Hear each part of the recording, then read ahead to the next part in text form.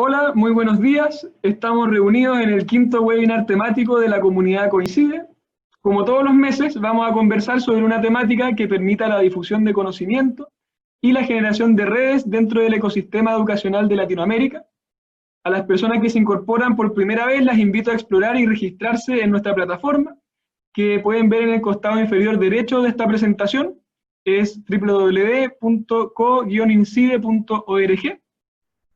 El día de hoy vamos a conversar sobre educación inclusiva en contextos de interculturalidad. Este es un tema muy interesante porque está cruzado fuertemente por dimensiones lingüísticas, curriculares, epistemológicas, políticas y sociales que se ven encarnadas directamente en la labor de los profesores y los centros educativos. Para empezar a profundizar en esto, las expositoras del día de hoy, Sonia Peña y Dinora Hidalgo, se las presento aquí. Ambas son investigadoras docentes de la Pontificia Universidad Católica del Ecuador y nos van a presentar sus investigaciones teóricas y de campo realizadas con grupos étnicos en Ecuador. Además, las acompaña Alexandra Yepe, que ha colaborado con las investigaciones que nos van a presentar el día de hoy. Sonia es doctora en educación y tiene una maestría en investigación y currículo y formación de la Universidad de Granada.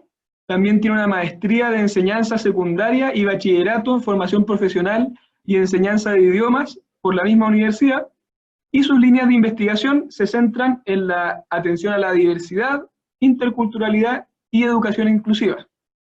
Por su parte, Dinora tiene una maestría en proyectos educativos y sociales de la Universidad Central del Ecuador y es licenciada en antropología y andragogía por la Pontificia Universidad Católica del Ecuador.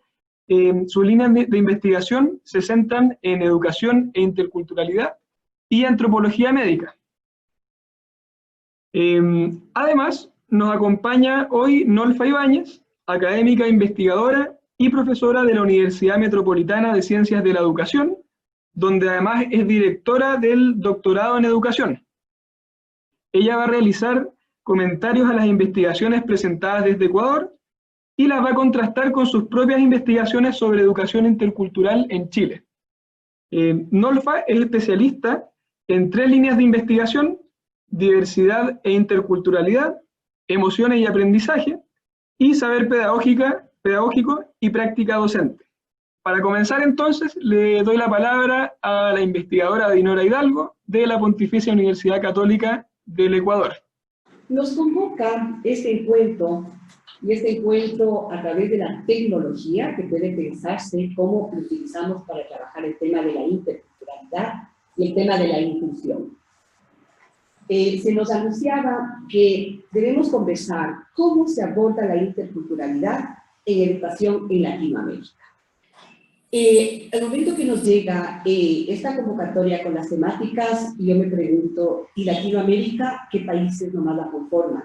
¿Y de dónde viene el término Latinoamérica? ¿No es cierto? Que sería abrir debates para conversar de dónde nos viene Latinoamérica y de dónde nos vienen estas propuestas de inclusión, de interculturalidad, de diversidad, etcétera, etcétera. ¿No es cierto? Que se podría hablar un panel. Les muestro un mapa de los países que lo conforman Latinoamérica, y esa riqueza de territorio o de espacio del planeta Tierra, con una peculiaridad y una característica rica de no ser solamente un espacio geográfico megadiverso y biodiverso, sino un espacio diverso en cuanto a las culturas que tenemos en cada pueblo. Nos queda este espacio que cabe y que da cabida a los pueblos que todavía cuidan y tratan de permanecer o se detienen en el tiempo para no pasar a ser historia y no pasar a ser desapercibidos. Ahí están el mapa donde se menciona todos los países, pero ¿qué me convoca a mí? Como ecuatoriana, el país de Ecuador, Colombia hacia arriba, Perú hacia abajo, Bolivia a un lado, Brasil, Chile y todos los países. En cada uno de los países encontramos una diversidad de pueblos y de nacionalidades, que unos los llaman grupos étnicos, otros los llaman culturas, depende del territorio. Nosotros acá en el Ecuador lo que llamamos es nacionalidades y pueblos indígenas, ¿no es cierto? Entonces, viendo y haciendo un barrido muy, muy pequeño, ¿no? México con sus países, Venezuela con sus 34 etnias, Chile con los mapuche como una de las lenguas, como una de las culturas más grandes y representativas, Bolivia, Perú, Colombia, etcétera, etcétera, ¿no es cierto? Entonces, nos convoca a decir qué hacemos con la inclusión y qué hacemos con esta palabra que hoy nos dice, trabajemos por la interculturalidad. Los países latinoamericanos nos concentramos en hablar de interculturalidad, refiriéndonos a los países, a los grupos étnicos. Mientras que interculturalidad en otros hemisferios se habla de otros encuentros, los encuentros socioculturales, productos de la movilidad humana que hoy estamos atravesando, creo que todos los países del mundo. ¿No es cierto? Entonces, eso nos convoca que ¿qué hacemos con esto que nos dicen trabajemos con la interculturalidad? Y de allí salió una investigación de un artículo que presentamos en la revista Inclusiones de Chile, ¿no es cierto? E hicimos un barrido con la coautora Patricia Erazo, un barrido de cómo se fue gestando y manejando este tema de la interculturalidad.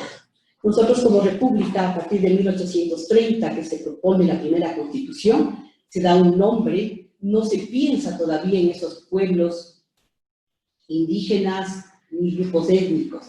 Y así va pasando y se habla una época de la pluriculturalidad, de la multiculturalidad, ¿no es cierto? Y se empieza a echar la mirada a esos otros diversos, distintos, ¿no? E incluso en el barrido que hacemos, en ese artículo, vemos que la palabra cultura se empieza a utilizarle como un sinónimo de lo artístico, ¿no? Entonces está enfocado que todas las expresiones artísticas serán reconocidas.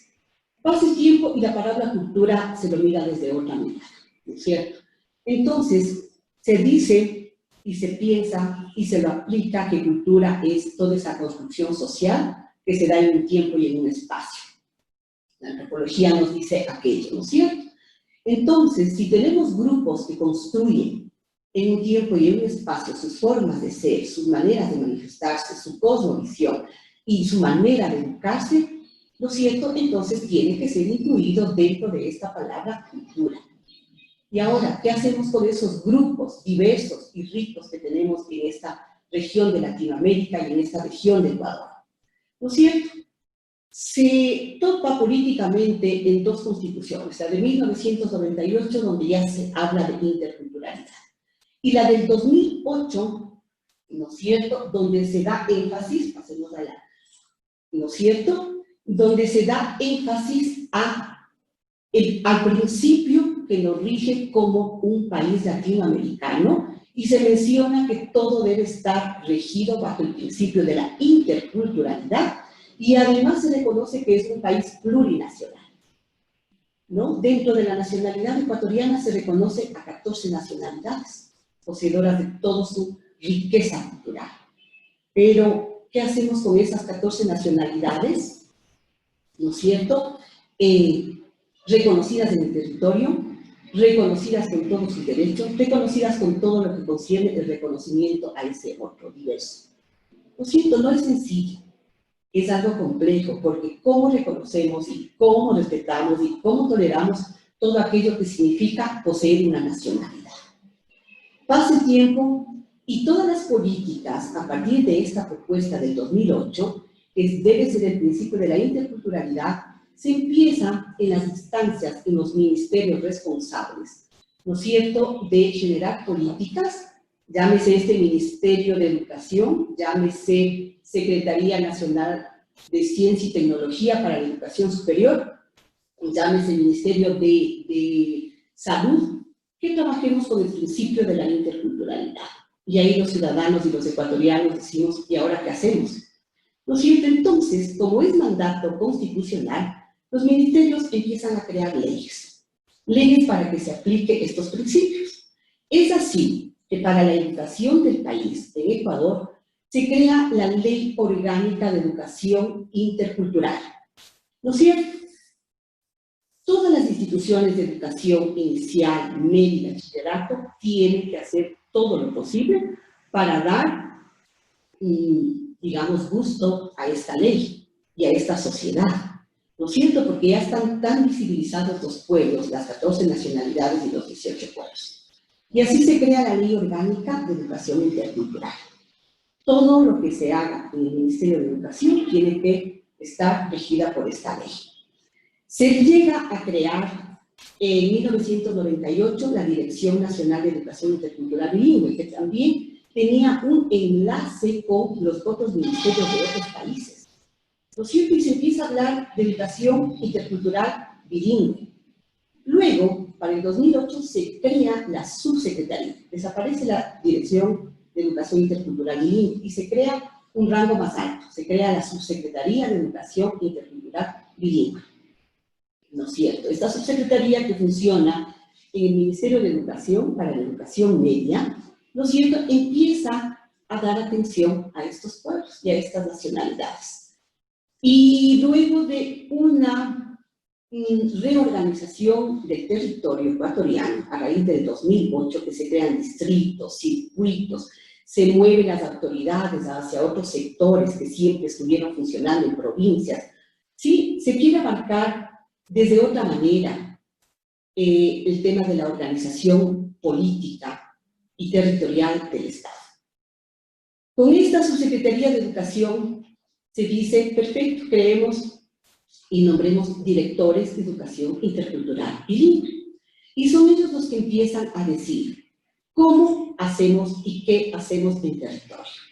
Antes de eso, a raíz de la DINEI, se dice cómo vamos a operar esta educación intercultural bilingüe, cómo nosotros aterrizamos el territorio. Para eso, el Ministerio de Educación crea un modelo. El modelo que se llama el MOSEI, Modelo del Sistema de Educación Intercultural Bilingüe. ¿No es cierto? En este modelo se dice cómo deben ser las escuelas, cómo deben estar conformadas, cómo deben ser los profesores y sobre todo cómo debe ser el currículo. ¿No es cierto? Pasaron años y se estaba aplicando aquello y acá en el Ecuador se crearon los institutos para formar los profesores que van a ser los encargados de dar la educación a estos grupos que se encontraban ubicados, alejados de la capital. Sobre todo pensando en la zona de la Amazonía, porque ya tenemos varios grupos étnicos que hablan su propio idioma. Y al decir educación intercultural bilingüe, se nos complica más, porque tenemos profesores que saben o no saben el idioma de los grupos donde van a ejercer su profesión. Tenemos lugares donde no se encuentran profesores que hablen la lengua, ¿no es cierto? Pero pasa el tiempo y se empieza a evaluar qué es lo que se ha hecho en las escuelas, ¿no es cierto? En las escuelas donde se empezó a aplicar la educación intercultural bilingüe. Y eso es lo que nos llama la atención, y eso es lo que nos da curiosidad como para investigar. ¿Qué es lo que se ha hecho? A sabiendas de que en la época del 2008, en el gobierno anterior, estos institutos que fueron creados en años anteriores, donde se formaban profesores, dicen, a ver, todo lo que han hecho estos docentes no ha dado un producto brillante como se quería, ¿no es cierto? Y bajo los estándares de calidad de una educación y desde el programa nacional. Entonces dicen, no, esto no tiene que ser así. Se crea la universidad, la UNAI, en el Cañar, donde se tienen que formar profesores, y bueno, empieza un cuestionamiento y una crítica a todo lo que es educación acá en el país.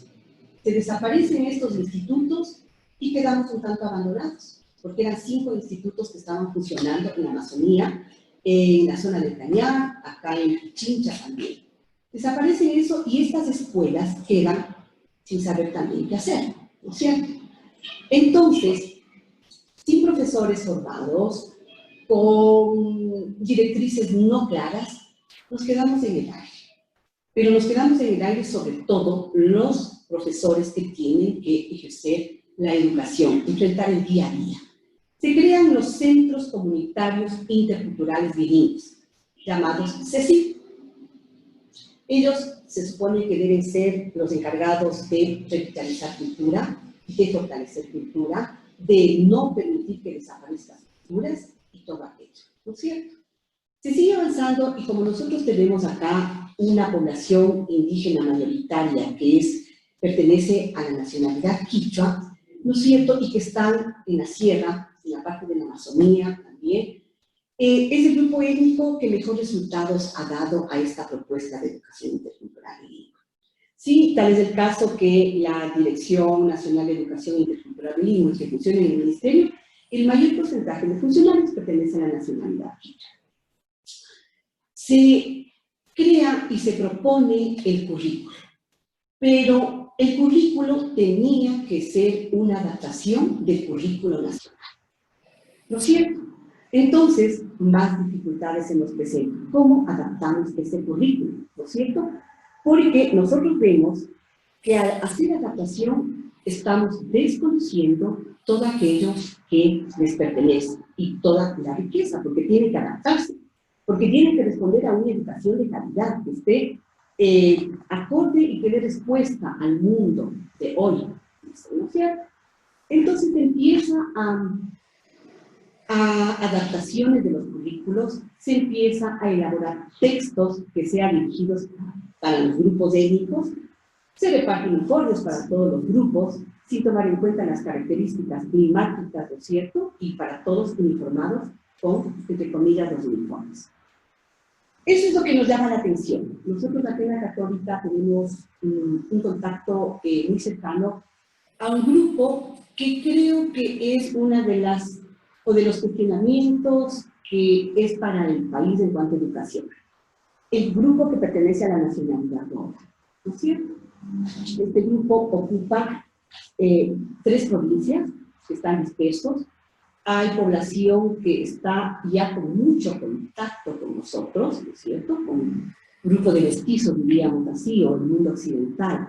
Pero también hay parte de este grupo que está muy alejado y que tiene poco contacto. Sin embargo, se quiere llegar con educación. Pero el Estado llega con educación y ahí es donde nos preguntamos, ¿cómo está llegando el Estado con esta educación? ¿No es cierto? Ya. Entonces, empezamos a hacer una primera investigación a partir del 2016, pensando en que cómo se produce el hecho educativo en este lugar. Y por ahí nos salen unas cosas maravillosas para contarlo de pronto en otro momento, ¿no? Y por ahí vemos que el hecho pedagógico no puede ser analizado desde una perspectiva de nosotros, lo occidental. Pasa esa investigación y decimos, después de los resultados de esa investigación, nos preguntamos, ¿y ahora cuál es el rol del profesor que está ejerciendo una educación en estas escuelas? Y así surge la otra investigación, que es ver el rol del docente en el desarrollo socioeducativo y sociocultural de esta escuela, de este Centro Comunitario Intercultural Bilingüe, CECIP-ICA, que acoge a la nacionalidad guaraní en su mayoría, pero que también se comparte grupos shuaras y grupos incluso de mestizos. Eso es lo que les puedo contar. Sonia va a conversarles en qué consiste y cómo estamos con esta investigación. Hola, muy buenos días, buenas tardes con todos. Pues como ha dicho Lina, esta es la segunda parte de una fase del proyecto de investigación que comenzaron en el 2016. La foto que estoy compartiendo es para ponernos un poco en contexto, dónde están las escuelitas. O sea, como vemos aquí, estas son las escuelas y esta es una cancha de fútbol que tienen. Como bien ha dicho Dinora, esta escuela ICA está en la estación de Yasuní, está en la Amazonía del Ecuador, está en el cantón de Orellana.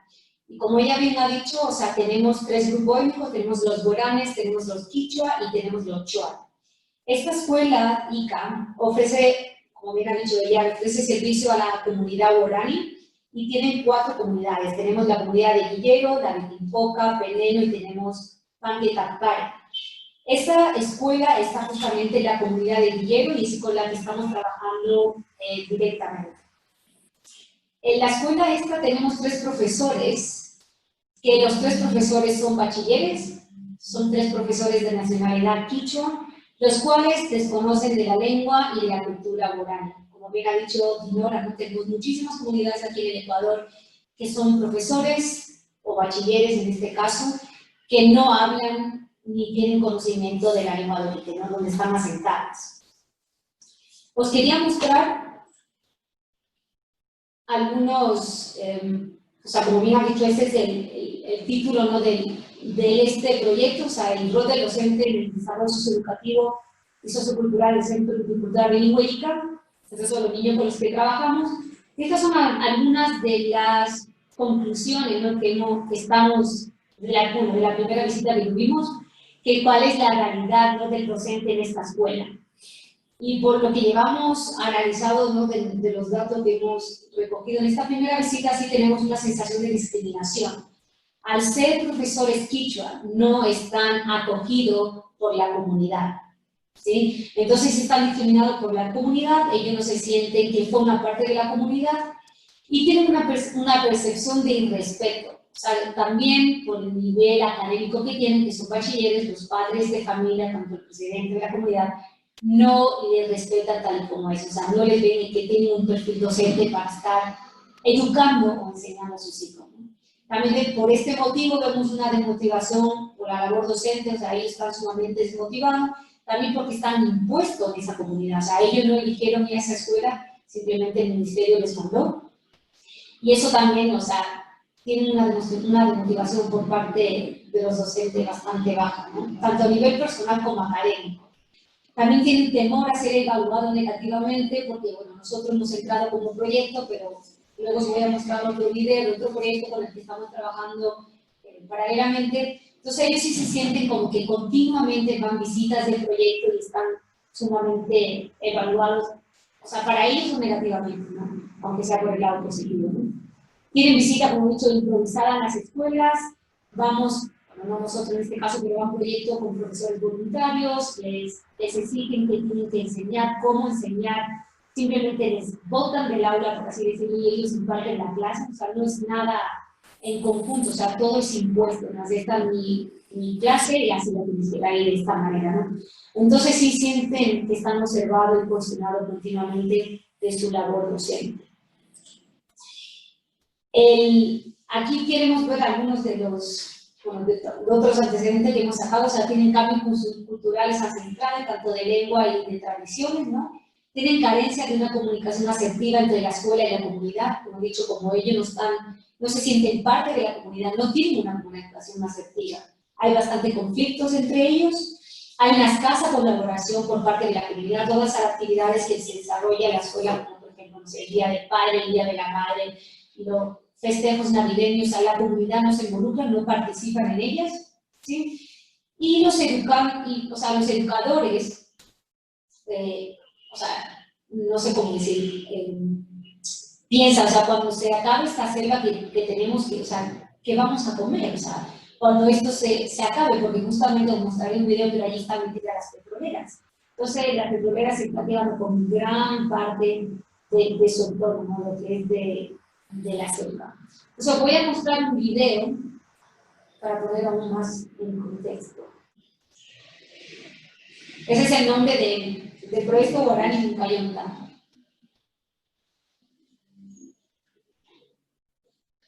Estos son los voluntarios que van desde este proyecto a trabajar con los estudiantes, que lo que quieren es cómo mejorar la calidad educativa de estos estudiantes.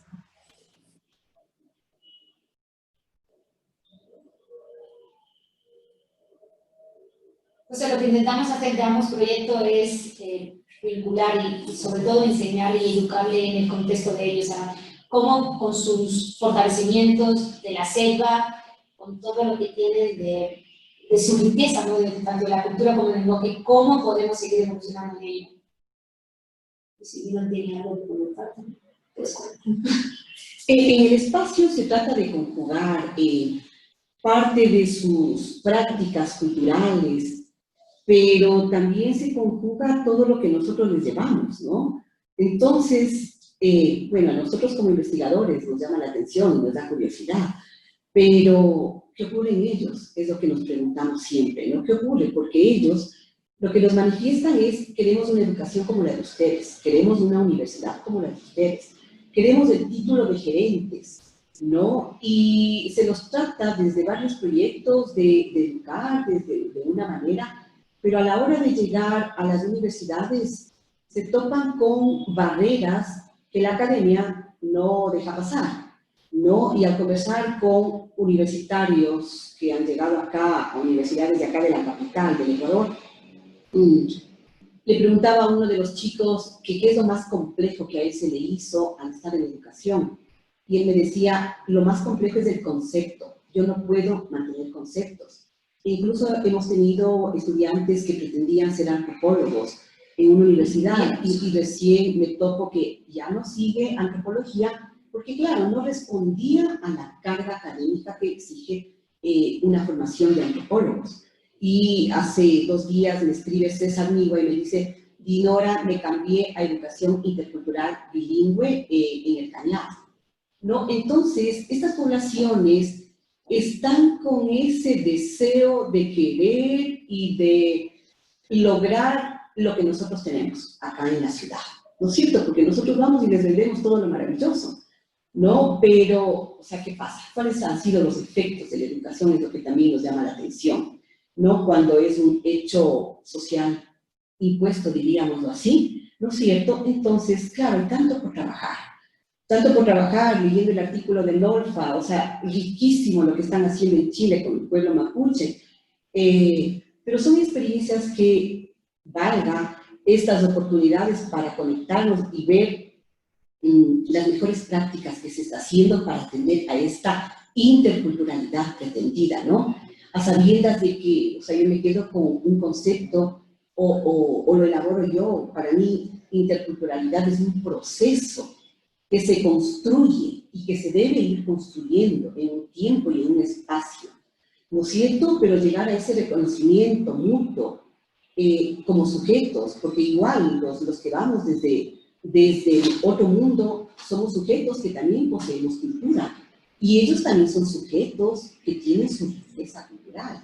Entonces lo que yo propongo, rebasar de esa mirada exótica a estos pueblos que tienen una cantidad de sabiduría, ¿no? Y otra cosa que también cabe mencionarse, nosotros acá en educación superior hablamos del diálogo de saberes, ¿no? Ya desde Brasil nos mencionaban el diálogo de saberes es lo que debe primar. Y en la educación superior es también mandatorio para que nosotros, las universidades, trabajemos por ese diálogo de saberes. Mientras que en educación media se trabaja por todo aquello que pueda apostar a lo que es la educación intercultural bilingüe, ¿no? Entonces vemos, yo digo, ¿no? Desde el trabajo de la materia también de antropología cultural ecuatoriana, y digo, lastimosamente estos pueblos pasarán a ser historia si es que no tomamos una posición y nos compartimos entre los países que apostamos por esta educación intercultural bilingüe desde la mirada de lo étnico, ¿no? Porque, claro, acá en la ciudad tenemos otras propuestas de interculturalidad. Sí, simplemente os dejamos aquí 3 constantes que nosotros mismas nos hacemos. O sea, ¿qué contexto intercultural enfrentamos los docentes hoy día? ¿Estamos preparados ante esta situación? ¿Y qué estrategia de enseñanza inclusiva se pueden aplicar? Y ahí acabaríamos con nuestra presentación. Estamos dispuestos para el conversatorio y las inquietudes. Excelente, muchas gracias. Voy a compartir ahora la presentación de Nolfa, que ella va a hacer un comentario sobre el artículo que está en vías de preparación, de hecho, sobre esta experiencia, y los otros artículos que fueron compartidos en la invitación, para luego incluir sus recomendaciones desde sus años de experiencia y desde la visión que en la educación intercultural en Chile se ha desarrollado sobre el tema. Bueno, en primer lugar, estoy muy contenta de haber conocido a colegas ecuatorianas que no conocía y de haber leído trabajos de ellas, porque no había tenido la ocasión de haberlo hecho antes. Lo que me parece súper interesante del trabajo, no es que no me parezca algo no interesante, lo que me parece que efectivamente es una contribución a lo que podemos hacer en todos nuestros países, es fortalecer que los académicos e investigadores hagan investigación situada. creo que esa es una cuestión súper relevante, porque normalmente hablamos mucho sobre lo que debemos hacer en términos de contextualizar todos los que trabajamos en ciencias sociales, pero la investigación situada es escasa. Entonces yo quiero felicitar al equipo por aquello. También porque no se muestra una sola mirada sobre la interculturalidad, sino que está también presente la visión crítica, incluso de aquellos autores que son pocos, que indican que esta es una manera de asimilación más encubierta, digamos, ¿ya? Y desde una perspectiva diacrónica permite visualizar la situación actual de la educación intercultural bilingüe en las distintas dimensiones, a través de lo que vimos en la presentación y también a través de sus artículos, ¿ya? Y yo creo también ver, aun cuando no está explícito, pero es muy importante la problematización que se hace de la evaluación educativa, que considera un fundamento epistemológico unívoco. Y ese es el problema, creo yo, que tenemos en las instituciones de educación superior. Eso yo diría que es lo que a mí me parece muy relevante y muy aportador a otros investigadores de la región, en términos generales. Yo haría alguna pequeña recomendación, me atrevo a hacerla, porque me parece que el artículo sobre la realidad del docente en la escuela ICA requiere alguna revisión en lo que implica la correspondencia entre objetivos y metodología. Habría sido fantástico conocer la opinión de los padres y maestros sobre los resultados de la evaluación. ¿Qué implica para ellos esos resultados? ¿Se hacen cargo de que eso pasa porque la lógica presente es distinta? ¿Saben eso o lo desconocen? Eso yo creo que es un ámbito de investigación muy, muy relevante. Y en relación a la evaluación, nosotros tenemos otros autores y otras experiencias en Latinoamérica que nos han mostrado que hay evaluaciones que sin duda no recogen lo que efectivamente debiesen, porque están en una lógica distinta a aquella que forma parte del mundo de la vida de quienes son evaluados. Nos pasa lo mismo en Chile.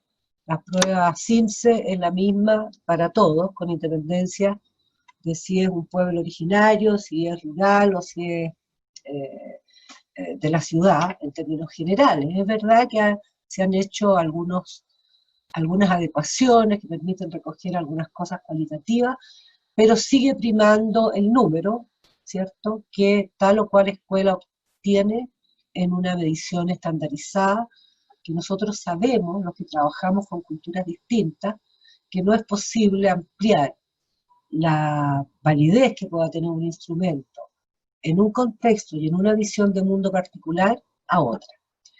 Yo pienso que esto ocurre porque en general todavía, aunque ya estamos cambiando, pero todavía la ciencia se considera sobre un paradigma que pretende que nosotros podemos tener acceso a una realidad tal como es.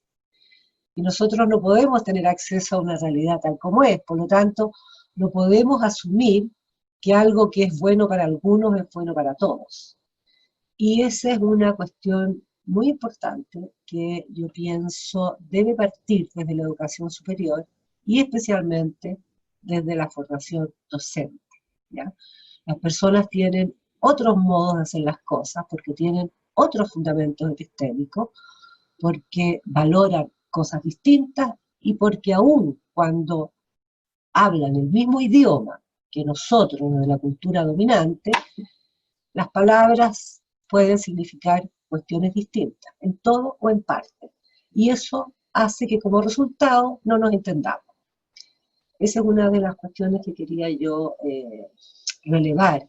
Creo que el trabajo con evaluaciones estandarizadas en la localidad en la cual se hizo y las conclusiones que revelan realmente la opinión de la investigadora que eso no es adecuado en ese contexto, es algo útil para los investigadores de la región. A mí me interesaba mostrarles un poco para que las colegas ecuatorianas y quienes están con nosotros en este momento pudieran tener un panorama respecto a lo que la línea de educación sobre interculturalidad y diversidad ha estado trabajando acá en la Universidad Metropolitana de Ciencias de la Educación de Santiago.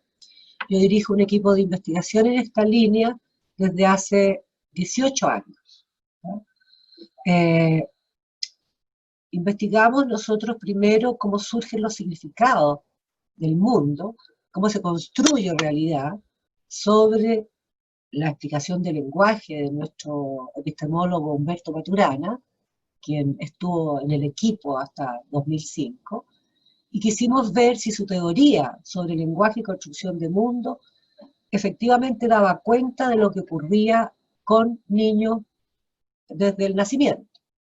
Y tuvimos la maravillosa oportunidad de investigar eso, de niños desde el nacimiento hasta el tercer año, tanto hijos de profesionales de la región metropolitana, la ciudad capital, donde está la universidad, como de niños mapuches de comunidades rurales de la región de la Araucanía, que es la zona donde existe la mayor población mapuche rural.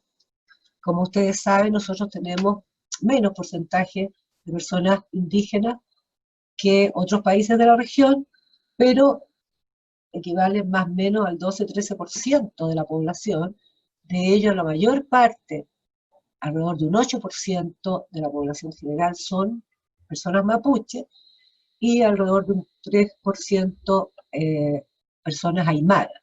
Los mapuches habitan en el sur del país mayoritariamente, aunque últimamente hay más población en la región metropolitana, y las personas aymaras en el norte, en el extremo norte. Entonces nosotros pudimos ver en un estudio longitudinal que estudió a los niños hasta el tercer año de vida, registrándoles en video en sus hogares, por supuesto con las autorizaciones correspondientes y financiados por el Fondo Nacional de Ciencia y Tecnología de Chile, pudimos mirar cómo es que surgen los sentidos y significados para los niños nuestros, los que vimos, y cuál es la diferencia de esa construcción con los niños mapuche de comunidades rurales. No sabemos nosotros de la existencia de otra investigación similar en alguna parte del mundo. Puede que haya, pero no la hemos encontrado. Y ahí nosotros vimos que es distinto, los sentidos y significados que construyen los niños mapuche de comunidades rurales son distintos, en todo, en parte, a los que construyen los niños nuestros. Que podría ser mi nieto o mi nieta, es diferente. Con la motivación de lo que eso significó, que además constatamos que lo que dice Maturana en su teoría da cuenta de lo que ocurre en la práctica concreta, en el proceso de socialización primaria de un niño chileno, de la ciudad capital, y de un niño mapuche, de una comunidad rural, nosotros seguimos a esos niños a la escuela. Nos seguimos desde el jardín de infantes, acá decimos pre-kinder, hasta segundo año de educación básica, tanto en la región metropolitana, en escuelas públicas y privadas de la región metropolitana, eran 5 niños, como en las escuelas rurales de la región de la Araucanía. Y ahí nosotros pudimos darnos cuenta que hay un problema serio cuando los niños indígenas van a la escuela, porque se encuentran con un espacio que tiene las lógicas de la cultura dominante solamente, que invisibiliza aquello que traen los niños de población rural indígena. O sea, es una cosa, debe ser muy difícil para los niños que hacen su proceso de socialización primaria en sus familias indígenas, ir a una escuela que está a cargo de un profesor o profesora que formamos nosotros. La UMCE es la Universidad Pedagógica de Chile, o sea, nosotros formamos a los profesores, por lo tanto somos responsables también de eso. Y cuando vamos a ver a estos niños en las escuelas, ampliamos la mirada y miramos muchas escuelas, en el norte, en el centro, en el sur, y las comparamos. Y nos dimos cuenta ahí de algo terrible: no hay diferencias significativas en la implementación curricular que hacen los profesores en escuelas sin estudiantado mapuche, en Santiago, ciudad capital, colegio privado o colegio público, y la implementación curricular que hace un profesor o profesora en una comunidad, en una escuela de una comunidad rural mapuche con mayoría de estudiantado mapuche, ¿no? Y por otra parte, los profesores y educadores mapuche, o algunos profesores y educadores mapuche, que fueron los que trabajaron con nosotros, y que están trabajando en las escuelas, fundamentalmente los profesores titulados, nos encontramos con que desarrollan una práctica profesional desconectada de su propia cosmovisión. La cosmovisión indígena y la mapuche tiene mucho en común con los pueblos ecuatorianos, aunque no soy conocedora de eso. Tiene una manera de mirar el mundo holística. Nosotros tenemos un modo segmentado, parcelado y jerarquizado de mirarlo. Entonces lo que ocurre finalmente es que el profesor que se forma en una universidad, que por mucho que tenga un rótulo de interculturalidad su carrera, es una universidad con las lógicas que priman en la sociedad dominante, se encuentra haciendo un trabajo profesional de una manera que es contraria a sus creencias. Porque en matemática tiene que hacer matemática, en lenguaje tiene que hacer lenguaje, en naturales tiene que hacer naturales, en circunstancias que él o ella aprendió a conocer el mundo de una manera holística. Y finalmente, me avisa Felipe cuando me pase. Sí, de hecho quedan 5 minutos, ¿no? Ya. Finalmente, nosotros pensamos que todo esto interpela directamente a la formación docente, y estamos recién acabamos de terminar el proyecto piloto de una cátedra indígena en modalidad innovadora que se realizó en la UNCE a partir de un convenio con la Corporación Nacional de Desarrollo Indígena de Chile, que puso el financiamiento, y por supuesto, y sobre todo, a partir de la disposición emocional favorable que tuvieron 60 colegas de las 4 facultades de la universidad y que permitieron que se beneficiaran 1.900 estudiantes de una cátedra indígena en modalidad innovadora, donde profesores y educadores tradicionales mapuche, en ejercicio en escuelas de su comunidad, vinieron a la universidad durante una semana a impartir 2 o 3 bloques de esta cátedra indígena sin contenido preestablecido y a partir de los intereses del profesor del curso, pero fundamentalmente de los estudiantes. Y todo esto se hizo gracias a, por supuesto, lo que facilitó la universidad como institución, porque está dentro de su plan estratégico y de su misión, pero fundamentalmente a partir de la disposición de quienes están formando docentes. Yo creo que eso es una cosa muy relevante y es una experiencia para los estudiantes de trato directo con una persona de otra cultura, que tiene otros modos de hacer las cosas, que construye y valida conocimiento de manera distinta a lo que lo hace la academia. Y creemos que ese puede ser un camino. Porque yo miraba, por ejemplo, y esto yo entiendo el sentido, entiendo la intención, pero ¿por qué un voluntario va a un pueblo indígena y los niños están pintando dibujos de nuestra lógica, que además tienen demarcado, me pareció verlo, dónde deben dibujar para no pasarse?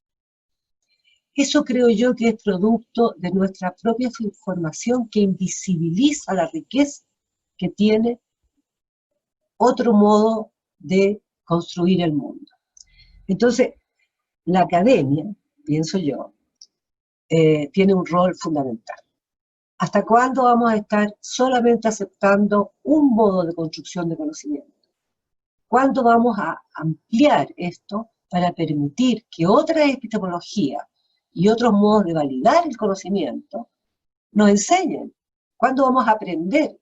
Nosotros en todos estos años hemos aprendido mucho, pero tuvimos que pasar un tiempo larguísimo para entender efectivamente los sistemas de conocimiento de estas personas. para poder, por decirlo de alguna manera, traducir correctamente aquello que estas personas piensan o sienten. E hicimos como universidad nosotros estas cositas que son unos pequeños folletos donde han participado todas las familias y todas las personas de los pueblos originarios que nos han colaborado durante todos estos años en igualdad de condiciones, ¿ya? A quienes les presentamos primero que nadie el proyecto, y si ellos lo aceptan, lo hacemos y lo presentamos. Si no lo aceptaran, nunca ha pasado, pero si no lo aceptaran, yo no presentaría nunca un proyecto. La mayoría de estos proyectos se ha ganado en concursos externos, con fondos externos, y nos ha permitido a nosotros el acceso a un modo de vida del cual nosotros debiésemos aprender. Hemos trabajado con personas mapuche y con personas aymara, con familias aymara, con familias mapuche, con profesores, con niños, y tenemos como cultura occidental muchísimo que aprender, pero para aprender primero tenemos que verlos, tenemos que efectivamente visibilizarlos. Y esta cátedra indígena en modalidad innovadora nos ha permitido hacer eso. Por ejemplo, y con esto termino, que un educador tradicional mapuche que no tiene ni siquiera educación media, vaya a un curso de química analítica, no sé qué curso era, y pueda contestar las preguntas de los estudiantes universitarios que están estudiando para ser profesores de química, pero están en una cátedra absolutamente disciplinar, porque esa persona es agricultor y como su aprendizaje es holístico, sabe de todo lo que se relaciona con la tierra y con la siembra. En cambio a uno que puede tener muchos títulos, ¿ya? Muchos doctorados, muchas publicaciones indexadas en revistas de corriente principal, etcétera, etcétera, le preguntan medio metro más allá de la especialidad y uno, la verdad, no sabe. Entonces yo creo que tenemos mucho que aprender de nuestros pueblos originarios y que tenemos que visibilizarlos porque es un imperativo ético para la academia, considero yo y mi equipo, hacerse cargo de los modos de construcción de conocimiento de las personas que piensan distinto a uno, porque construyen un mundo diferente a uno. Eso. Muchas gracias, Nolpa. Tenemos un momento también para escuchar los comentarios que pueda tener Sonia y Nora también, y luego ya empezamos a recibir algunas preguntas del público también. Claro, la mirada de Nolpa va por ahí, también por donde nosotros fuimos, ¿no? Justamente, ahí, ¿los escuchamos? Sí.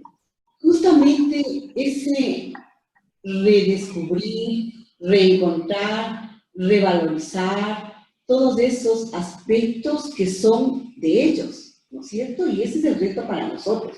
Si estamos tan poseídos de la razón, ¿no es cierto? O sea, esa es la razón la que nos debe permitir llegar a ese reconocimiento, a esa construcción de significados que son únicos para ellos.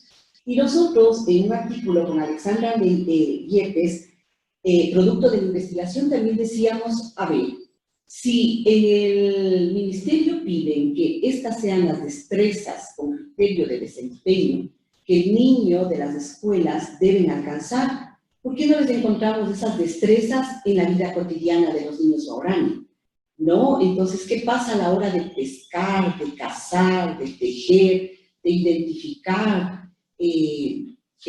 la distancia de los animalitos, la forma de las plantas, ¿no? Entonces, ese es el reto de la razón, ¿no? Encontrar esas razones, esas filosofías de vida de estos pueblos, ¿no? Como yo siempre mantengo, antes que desaparezca, para que no se quede todavía que se queden en los libros o en los cuentos, sino es el objetivo, creo yo, de la educación intercultural bilingüe, y sobre todo es el reto de practicar, de hacer la interculturalidad, es eso, de tener, llegar a esos encuentros, ¿no? Que muchas veces se convierten en desencuentros, ¿no? Entonces, para mí ese es el reto de nosotros, ¿no? Porque el reto de ellos, habría que ver cuál es el reto. Cuando dicen, a ver, la educación me dará felicidad, la educación me permitirá comer, porque una vez que la selva se acabe, ¿no? Entonces, entre nosotros y casa adentro decimos, no, o sea, la educación de pronto no le permite comer, ¿no? De pronto la educación no le permite ser feliz, la educación lo que permite es entender el mundo, para de ahí ellos qué hacer en ese mundo, ¿no? Igual que nosotros, o sea, ¿qué hacemos en este mundo? ¿Qué hacemos con esa riqueza de esa diversidad cultural? Y claro, Alexandra también fue parte de una experiencia riquísima, ¿no? De estar con ellos, y desde su formación de psicóloga también, tratar de ver qué pasa con esos procesos cognitivos. Ella, o sea, antes de hablar yo, Ale quiere también decir algunas palabras y que la invito para que diga. Gracias. Sí, un gusto conocerla. Me gustaría muchísimo que pudiéramos compartir esas experiencias. Animarla a que venga al Ecuador, porque realmente necesitamos entre latinoamericanos hablar un mismo idioma y abrir fronteras, ¿no? Porque eso es la interculturalidad, poder mirar al otro y mirar coincidencias y también mirar diferencias, pero convivir con el otro con esas diferencias y similitudes, ¿no? Me encantan los guaraní, o sea, ha sido una pasión para mí este pueblo. Tienen tanta riqueza, como usted dijo, y me emociona oír esas palabras, ¿no? Cada pueblo tiene su riqueza, pero no la podemos ver porque estamos centrados en que lo nuestro es lo único que vale. Y eso nos impide ver a los demás. Entonces sí, sería lindo unirnos en Latinoamérica y reflexionar las experiencias que estamos viviendo y trabajar en conjunto para lograr realmente que nos enriquezcamos mutuamente. Nosotros de los grupos étnicos y ellos también de nosotros, ¿no? Muchas veces nosotros les damos lo malo de nuestra cultura, pero nuestra cultura también tiene cosas buenas que pienso que podríamos compartir, enriquecernos mutuamente. Sí, yo simplemente me gustaría acabar con una cita de Freire, ¿no? Que dice, para comenzar a educar a personas procedentes de diversa cultura, primero hay que conocerlas, respetarlas y acoger su diversidad cultural. Pienso que esta es la base principal de la educación multicultural. Como bien ha dicho Ale, sobre todo el reconocerlo mutuamente, no que una cultura sea más valorizada que otra. Y así acabo. Muchas gracias. Sí, mi nombre es Nisa Gainty, trabajo en Enseña Ecuador. Muchas gracias por la introducción. Quería preguntarles a las investigadoras de Ecuador y también de Chile la siguiente pregunta. Y se me hace medio difícil formular la pregunta, pero me voy a lanzar. ¿Pueden ustedes dar algún ejemplo concreto dentro de matemáticas o lengua de estas diferencias de conceptos que podrían tener nuestros niños? O sea, por ejemplo, estoy imaginando capaz un concepto dentro de matemáticas que un niño indígena podría tener diferente que un niño mestizo. A ver, pensemos. O sea, de los guaraníes sí lo que podemos decir es el tiempo o sea, el concepto del tiempo. O sea, ellos no van, o sea, no trabajan bajo el tiempo, no tienen un horario para hacer las cosas. O sea, con el simple hecho de, aquí los niños mestizos traen el lunch para comer en el receso, ellos comen cuando tienen hambre. O sea, todo el almuerzo, si yo tengo hambre a las 2, me voy con mi papá a casa y como. O sea, no tienen un horario establecido. Ellos si tienen sueño se acuestan y si no tienen sueño no se acuestan y andan de noche caminando, no porque sea la noche, tienen que dormir. Si son las 3 de la tarde no han almorzado, si ellos tienen a las 6 de la tarde, almorzan a las 6 de la tarde. O sea, ellos no tienen un tiempo, no tienen nada establecido. No trabajan bajo un horario, puesto que en lo occidental todo es base al horario. Pienso. Sí. Es uno de los ejemplos. Uno de los ejemplos. Una cosa que nos llamó la atención también, pensando en algún concepto de matemática, es el cumpleaños. Nosotros celebramos y festejamos nuestro cumpleaños cada año después de haber nacido. ¿No es cierto? Ellos O sea, no funciona eso, pero ya se está metiendo ese concepto de festejar el cumpleaños. No, ellos ven las lunas que ha pasado para ver el tiempo. Y no es que se lo marca el tiempo cronológico. Y esa fue una de las cosas que a nosotros nos causó un poco de inquietud. Porque, ¿cuántos años tienes? A los niños, ¿no? O sea, nosotros sabemos cuántos años tenemos, pero ellos, no sé, ¿cuántas lunas? O sea, vamos metiendo esos conceptos de la temporalidad, no de la espacialidad, la casa. La casa, ¿qué significa la casa para ellos? Es el lugar donde llegan después de la cacería para compartir todas las historias, producto de pasar todo el tiempo siguiendo a un ave, a un animal, ¿no? Y una cosa que nos pareció tan rica de la experiencia, caminábamos por la selva, ¿no? Con ellos, con unas guías guaraní, y le pregunto, me parece que se llamaba Elsa, ¿cómo tú nos ves a nosotros? Porque siempre nosotros vamos a verles a ellos, ¿no? Y ella nos veía como inútiles, inútiles para la selva. Ya no identificamos olores, porque ellos huelen qué animal, qué planta está cerca, y nosotros no teníamos esa capacidad, ¿no? Entonces, el tema de lengua, el sentido que tiene cada palabra, el sentido de la guangana, el sentido del mono,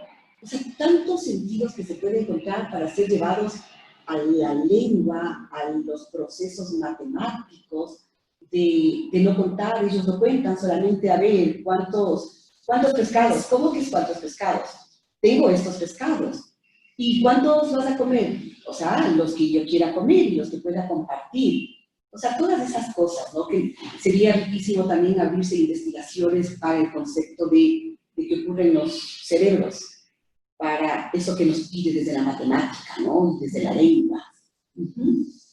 Por ahí es nuestro aporte. Muchísimas gracias por esos ejemplos. Bueno, hay una pregunta también de Johnny Ocampo, que también es de Seña Ecuador. Hola, buenos días.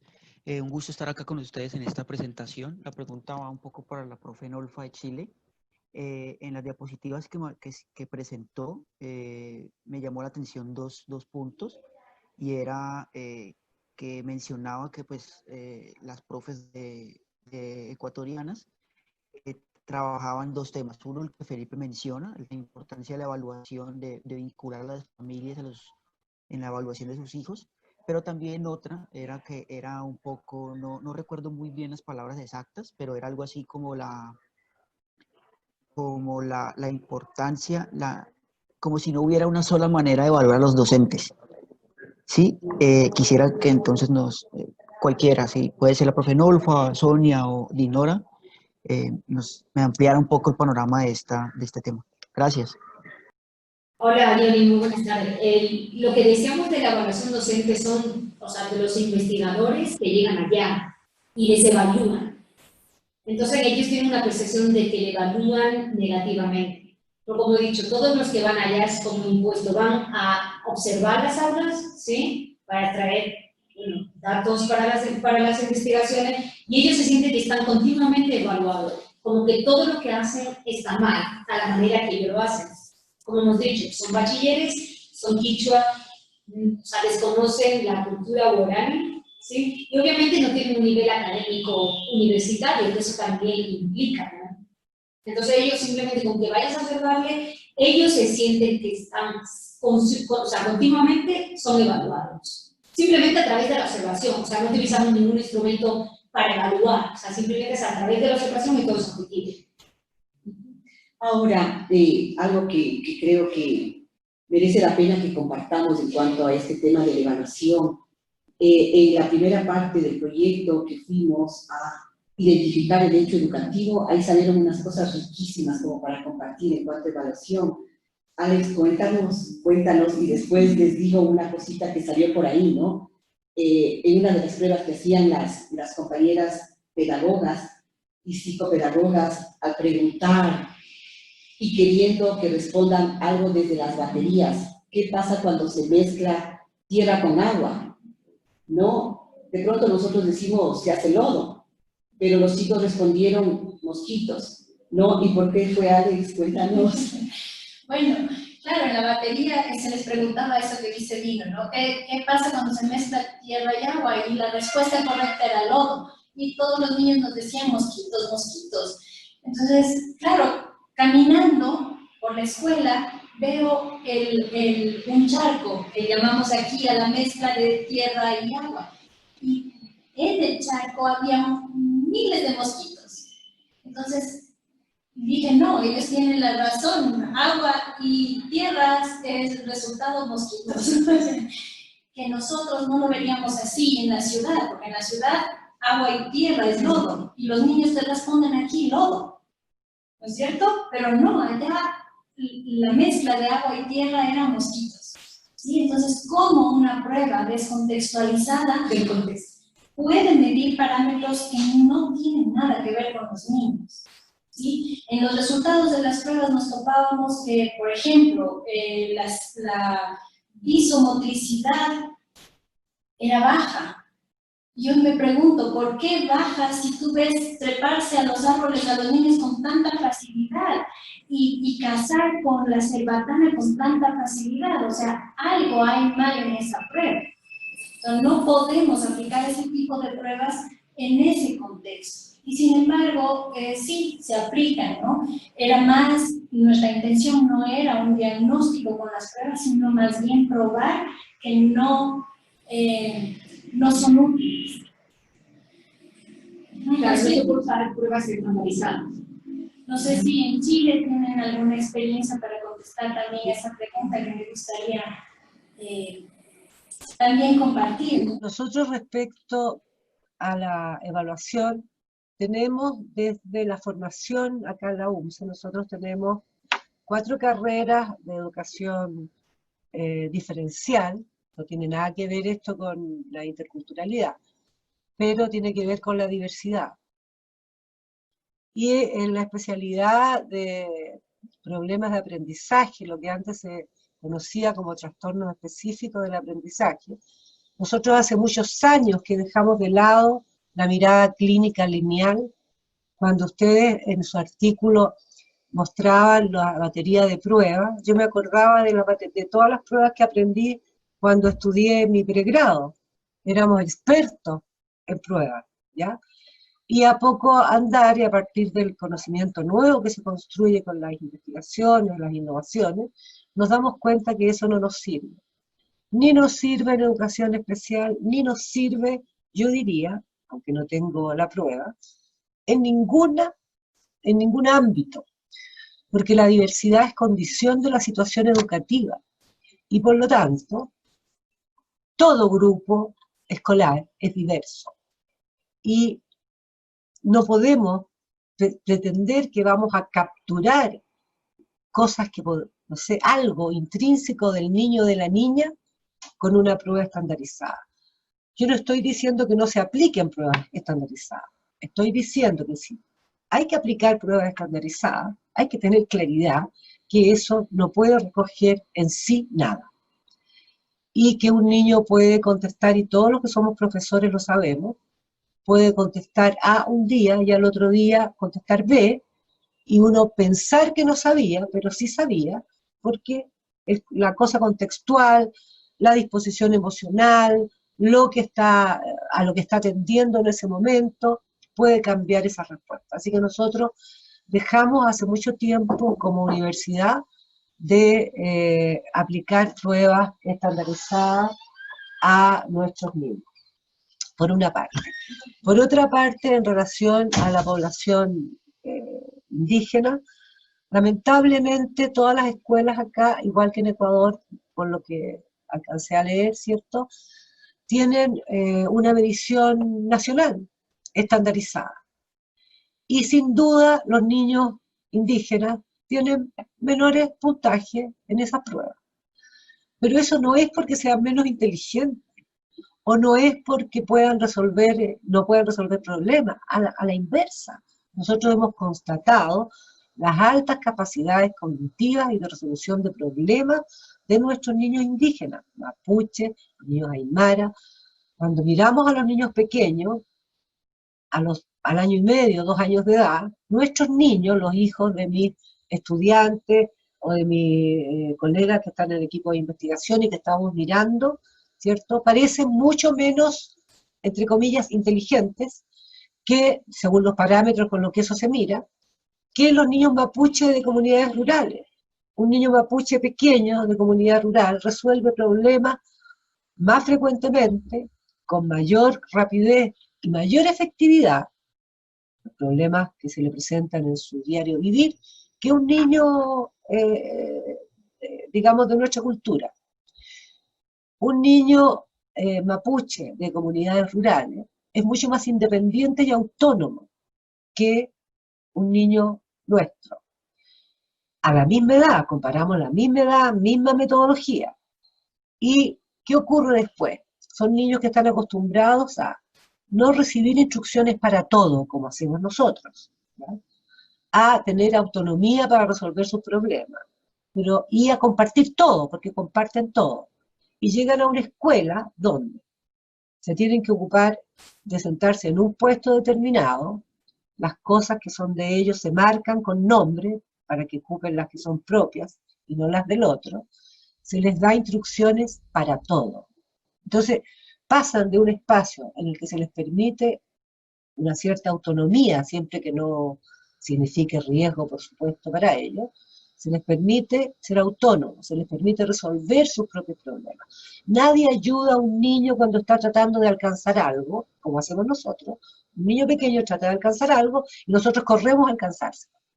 Bueno, allá no pasa eso. El niño, hasta que no pide ayuda, no es ayudado.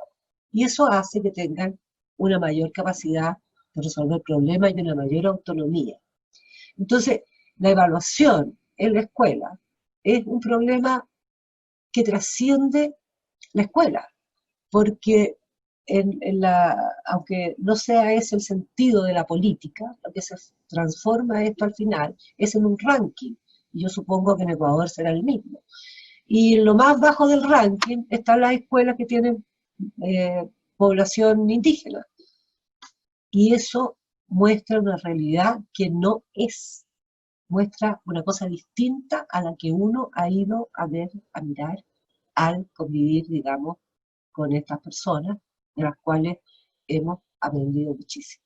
Entonces, nuestra obligación como academia es pensar cómo lo hacemos. ¿Cómo hacemos para que poder efectivamente evaluar los aprendizajes de estos niños? ¿Cómo hacer para...? Yo pienso que el primer paso es comprender las lógicas de sentido, sus concepciones, como dice cierto el antropólogo Long en inglés, Long guiarse, ver los sistemas de conocimiento fue lo que nosotros hicimos, lo que nosotros trabajamos. Y eso es parte de lo que tiene que hacerse cargo la academia, nosotros los investigadores. Nolfa, en el momento de tus comentarios, hubo un punto que no alcanzaste a profundizar, que lo estoy proyectando aquí, que tú proponías que esto podía ser la base para una red de soluciones sobre una nueva forma de evaluar. Entonces, si pudieses profundizar a propósito de lo que comentabas en esto. Claro, esto a mí se me ocurrió cuando leí el trabajo de Nora y Sonia. Pensé en eso en ese momento, no es algo que hayamos venido viendo antes. Nosotros tenemos, para el trabajo con la diversidad en general, ¿cierto?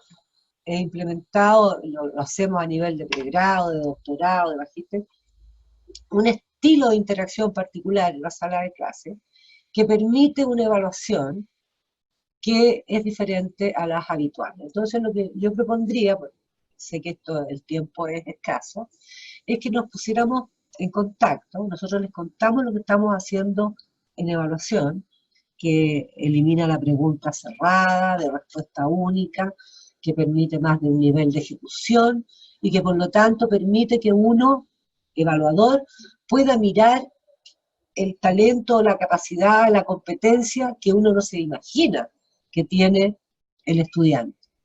Y eso podríamos, si lo trabajamos en conjunto, podría ser algo que al tener, digamos, investigación exploratoria en distintos países, podría significar una fortaleza enorme de base para que nuestros colegas nos hicieran caso y ocuparan otra lógica de evaluación que implica hacerse cargo de que las personas somos diversas, con independencia si somos o no somos indígenas. Nolfa, quisiera aprovechar de comentar que voy a silenciar un poquito tu micrófono que se acopla. Nosotros, a partir de otros webinars como estos previos, hemos empezado a hacer reuniones más pequeñas, que le llamamos grupos de trabajos temáticos, para seguir desarrollando los puntos esenciales que surgen en estas reuniones con las personas que estén más interesadas. Entonces, sobre este punto que tú señalas, creo que sería un muy buen punto de partida para poder organizar un trabajo de mediano y largo plazo con los interesados de este encuentro y otros más que podamos convocar en Latinoamérica, en el que se pueda justamente pensar una nueva forma o algún tipo de sugerencias de políticas educativas, por ejemplo, que desde los distintos centros de investigación que trabajan en temas interculturales se puedan proponer respecto a lo que es la evaluación en educación. Entonces, abro la invitación y yo sin duda igual las voy a contactar después, pero lo quiero plantear aquí, a ver qué reacción genera armar algo de ese tipo tomando la invitación de Nolfa. Sí, ¿me escuchan? Felipe, claro, insisto, ¿no? Ese es el reto a la razón, y la razón está en la academia. Lo cierto, si la academia no propone y no da pautas para que se elaboren políticas, ¿quién lo hace? Lo cierto, y la academia lo que produce debe ser, valga la redundancia, producto de la investigación, como dijo Nolfa, investigación situada. ¿No es cierto? Y dejar de gastar tanto dinero, qué sé yo, que vienen las pruebas PISA a evaluarnos, cuánto estamos, que vienen las pruebas de bachiller, que vienen las pruebas, y que además se traen incluso ideologías, que viene el INEVAL, que se empieza a regar por toda Latinoamérica, estas instituciones donde nos dicen qué evaluar, cómo evaluar, para qué evaluar. ¿No es cierto? Cuando Latinoamérica tiene un pronunciamiento crítico, ¿no? Desde acá sale esa mirada crítica a todo lo que se ha venido haciendo, por toda la riqueza, insisto, la riqueza en cuanto a biodiversidad, la riqueza a ese laboratorio viviente que tenemos, donde se pagan tantas investigaciones desde otros países para que vengan y nos investiguen, pero ¿qué pasa con esas investigaciones? No deben quedar plasmadas solamente en artículos ni en libros, ¿no? Que muchas veces salieron del país y nunca regresaron, ¿no? Entonces yo creo que estamos ahorita con el reto a la academia y a los docentes que estamos ahora de paso. ¿Qué hacemos con esto? ¿Cómo evaluamos? ¿Cómo damos clase? ¿Cuáles son las estrategias? ¿Cómo reconozco? Porque hoy incluso desde la UNESCO se habla de la competencia intercultural. ¿Cómo trabajamos esa competencia intercultural? No para aplicar en educación. ¿Cómo trabajamos la conciencia cultural para trabajar en temas de salud?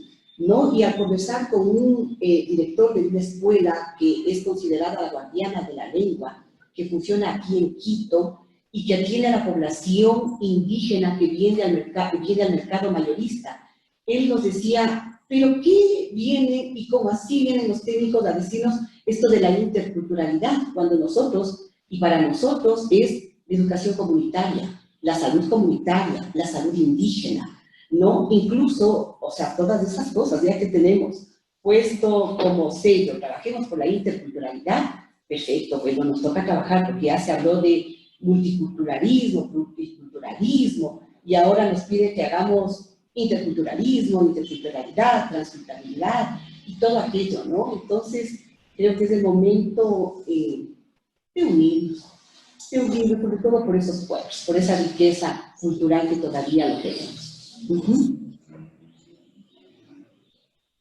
Excelente. Bueno, queda entonces la invitación para que concretemos esto. Voy a contactar entonces a las personas que han participado de este encuentro y sería interesante también sumar a otras personas que no han estado presentes hoy, pero que sin duda van a sintonizar con esta idea para empezar a generar una acción concreta que pueda ser una propuesta alternativa a todo este paradigma que se ha venido criticando en este encuentro. Entonces, por de pronto estamos un poco pasados de la hora de la reunión, así que nada, pues agradecer a todos las expositoras, a todos y todas los participantes, y continuamos esto sí o sí en otros espacios. Y que nos pasamos de tiempo y siempre nos pasaremos de tiempo porque son temas que nos apasionan. Muchas gracias por la invitación. Cuando vamos al trabajo y hacemos investigación situada, o sea, déjennos volver, es a cada rato, ¿no? Porque ahí es donde nos enganchamos y nos sintonizamos. Y envidiamos estas formas de vida, que acá en el mundo desarrollado también tendría que ver qué pasa con el tema de la interculturalidad. Chévere, de mi parte, muchísimas gracias. Me encuentro riquísimo, riquísimo de todas estas, e incluso por las preguntas que nos hacen, ¿no? Esas expectativas lindas, lindas. De mi parte, gracias. Bueno, no, solamente agradecer, ha sido muy interesante y ojalá que esto tenga buenas consecuencias. Todo lo que uno hace tiene consecuencias. Entonces esperemos que esta reunión tenga buenas consecuencias, no para nosotros como académicos, sino para la contribución que estamos obligados a hacer a nuestras sociedades desde la academia. Eso, así que muchas gracias, ha sido un gusto.